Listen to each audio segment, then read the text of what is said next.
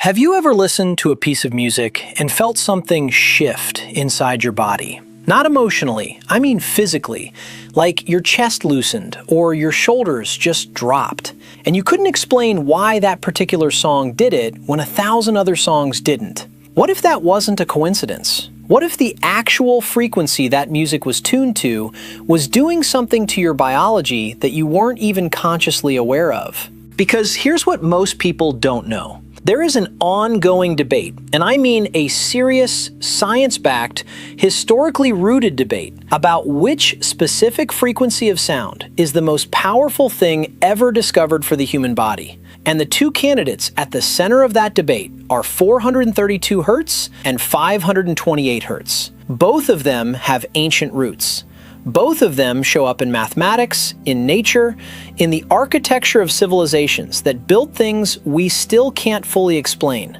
And both of them do measurably different things to your body, your mind, and possibly your DNA. That's what this video is about.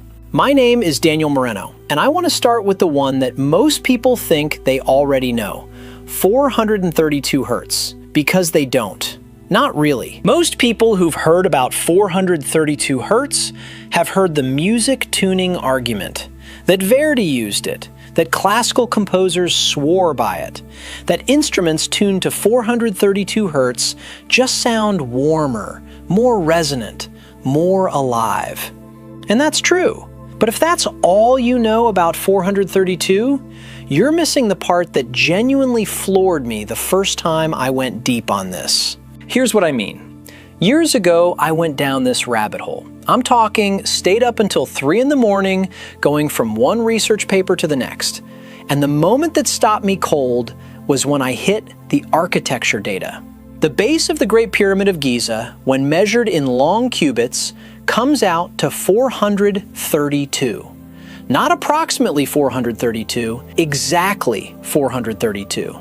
And then, if you take the Platonic year, which is the 25,920-year cycle it takes Earth to complete one full precession of its equinoxes, and you divide it by the number of stones used to construct Stonehenge, which is 60, you get 432.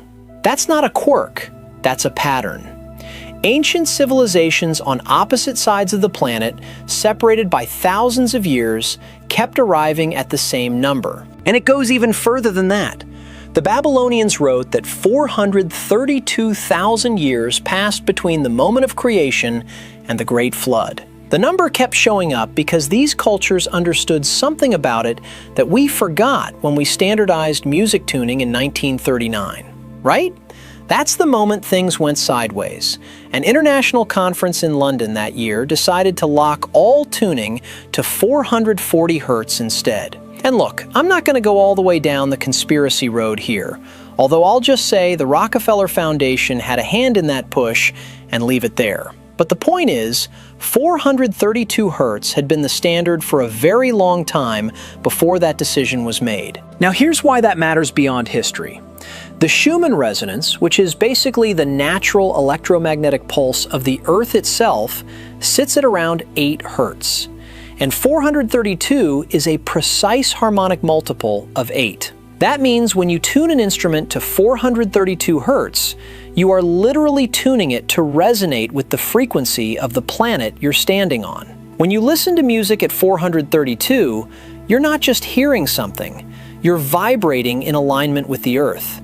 And the body responds to that. Studies have shown that listening to music tuned to 432 Hz reduces heart rate and lowers blood pressure. People report a calming effect, reduced stress, better sleep. In terms of the chakra system, and I know some people roll their eyes at that, but stick with me, 432 is associated with the root chakra, the one that governs your sense of safety, your groundedness, your most basic feeling of stability in the world. When that chakra is activated, people report feeling more secure, more present, more anchored. And the frequency does that. It focuses energy there. It's been used in meditation practices for centuries, not because someone decided it sounded nice, but because it works on the body at a level most people aren't thinking about when they put their earbuds in. So that is what 432 Hz actually is. It's not just a tuning preference, it's a frequency embedded in ancient architecture, celestial mathematics, and the natural pulse of Earth itself. And it has measurable physical effects on the people who listen to it. Now let's take this to the next level, because 528 Hz is where things get genuinely strange, in the best possible way. 528 Hz is sometimes called the love frequency. I know how that sounds. I know some of you just internally cringed a little, honestly. The first time I heard that label, I almost closed the browser tab. But keep going with me, because the data behind that nickname is not soft and it is not vague. Here's where 528 comes from. When music theory was first systematically organized, 6 core frequencies were defined, called the Solfeggio frequencies. 528 Hz was one of them, and specifically, the note it corresponds to, mi, comes from the Latin phrase mirus gestus, meaning miracle. That's not branding, that's what the original theorists called it, the miracle tone.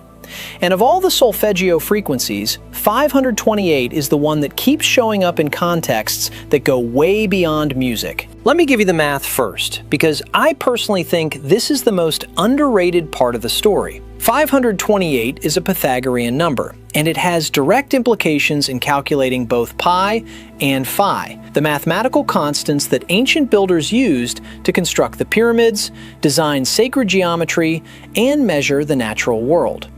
Here's the one that really hits. There are exactly 5,280 feet in a mile. Not 5,279, not 5,281, exactly 5,280. That's 528 times 10. The measurement system we still use today is anchored in this number. Some researchers argue that without 528 and its mathematical properties, you don't get circles, you don't get squares, you don't get pi, you don't get phi. You don't get the geometry that built civilization. Now here's where it connects to nature, and this is the part that gets me every time. The sun emits a measurable sound. Scientists have recorded it, and it resonates at 528 Hz.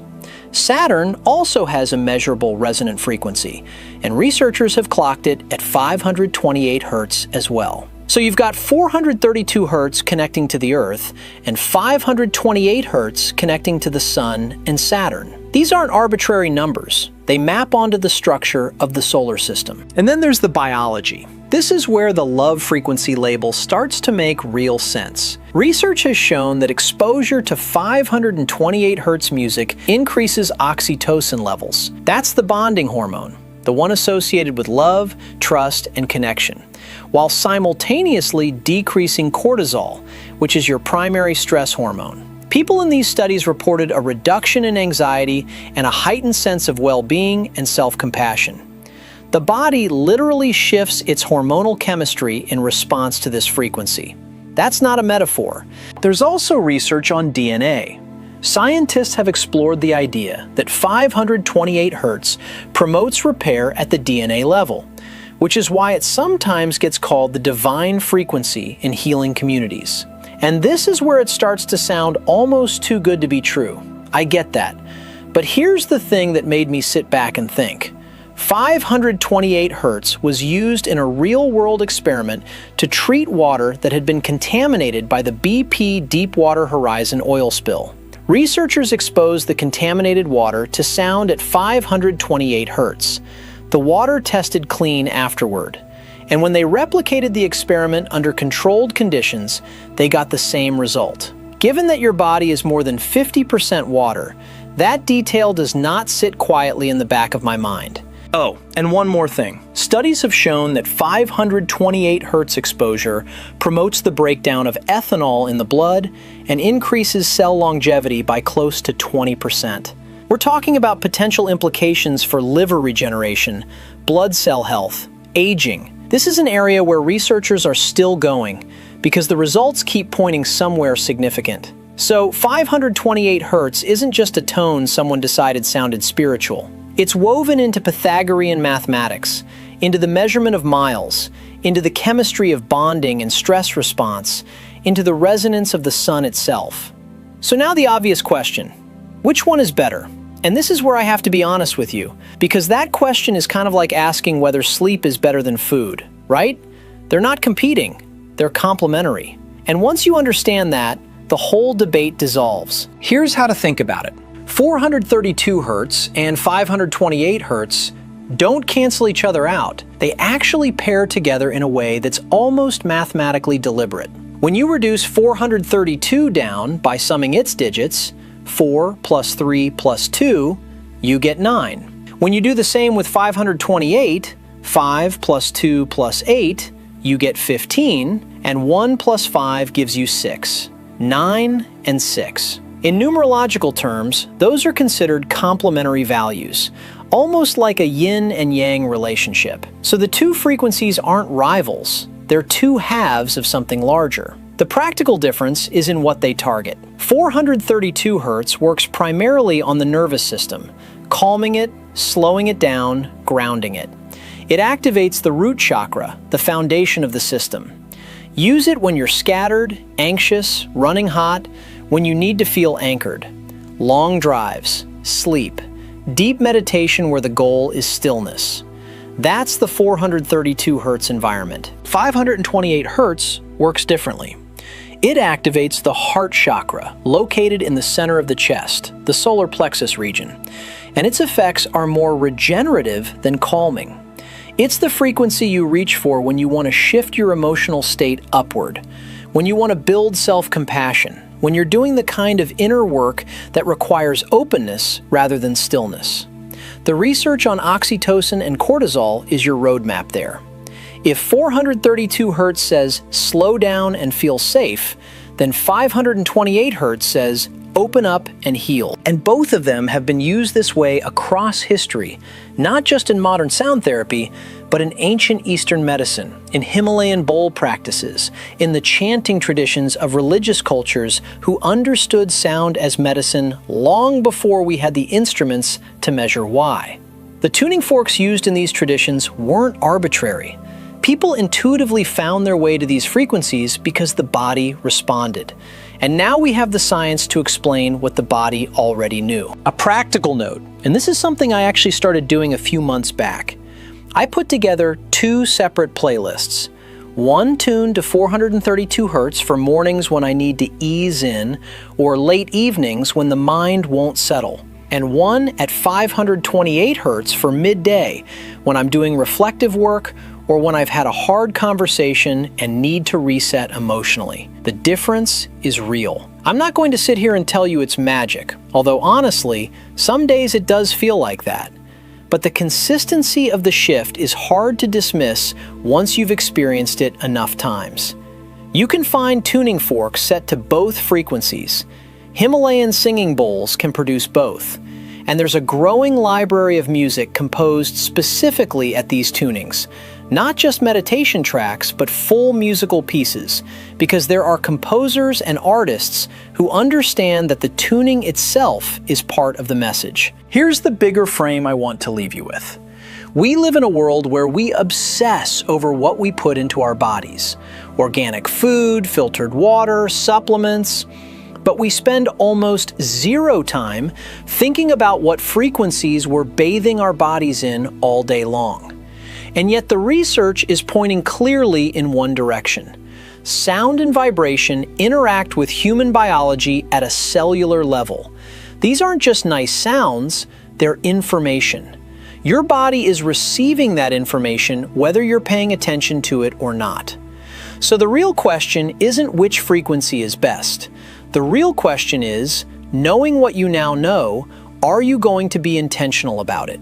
Because both 432 Hz and 528 Hz have been here for thousands of years, embedded in ancient architecture, in the mathematics of the cosmos, in the resonance of the earth and the sun. They were here before we had words for them, and they're available to you right now. That's what this video is really about. Not a debate between two numbers, but the recognition that sound is one of the most powerful tools you have for shifting your internal state. And most people are just leaving it on the table. Thanks for watching. I'll catch you in the next one.